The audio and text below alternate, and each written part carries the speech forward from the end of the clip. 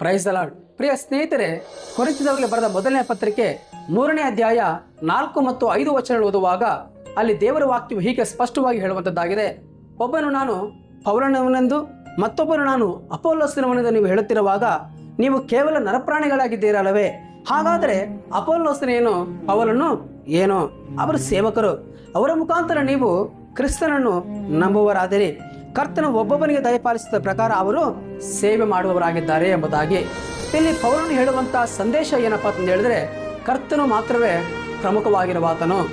ಆತನ ವಾಕ್ಯವನ್ನ ಸಾರುವಂತವರು, ಉಪದೇಶಿಸುವಂತವರೆಲ್ಲರೂ ಕೂಡ ಸೇವಕರಾಗಿದ್ದಾರೆಯೇ ಹೊರತಾಗಿ ಅವರಲ್ಲಿ ಯಾವುದೇ ಮೇಲು ಒಳ್ಳೆಯದೇ ಇಲ್ಲ ಎಂಬುದಾಗಿ ವಿಶ್ವಾಸಿಗಳು ಗ್ರಹಿಸಬೇಕು ಎಂಬುದಾಗಿ ಪೌಲನು ಸ್ಪಷ್ಟವಾಗಿ ಹೇಳುವಂತವನಾಗಿದ್ದಾನೆ ಪ್ರಿಯರೇ. ಯಾಕಂದ್ರೆ ಸೇವಕರ ಮೂಲಕವಾಗಿ ನಾವು ಕ್ರಿಸ್ತನನ್ನ ನಾವು ನಂಬುವರಾಗಿದ್ದೇವೆ. ಕ್ರಿಸ್ತನ ಕಡೆಗೆ ನಾವು ತಿರುಗಿಕೊಂಡಿದ್ದೇವೆ. ಸಕಲ ಆಶೀರ್ವಾದಗಳಿಗೆ ಮೂಲಭೂತನು ದೇವರು ಮಾತ್ರವೇ. ಆದ್ದರಿಂದ ನಾವು ದೇವರನ್ನೇ ನಾವು ಮುಂದಿಟ್ಟುಕೊಂಡು ನಡೆಯುವಂತವರಾಗಿರಬೇಕು ಪ್ರೇರೆ.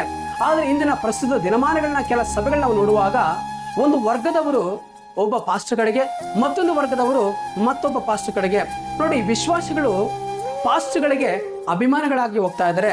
ಇದನ್ನ ಖಂಡಿಸುವಂತ ಸೇವಕರು ಕೂಡ ಇಲ್ಲ ಪ್ರೇರೆ. ನಿಜಕ್ಕೂ ಇದು ದುಃಖಕರವಂತ ಸಂಗತಿ.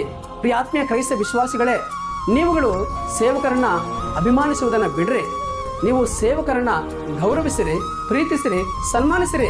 ಆದರೆ ನೀವು ಅಭಿಮಾನಿಸಬೇಕಾಗಿರುವುದು, ಆರಾಧಿಸಬೇಕಾಗಿರುವುದು ದೇವರನ್ನು ಮಾತ್ರವೇ.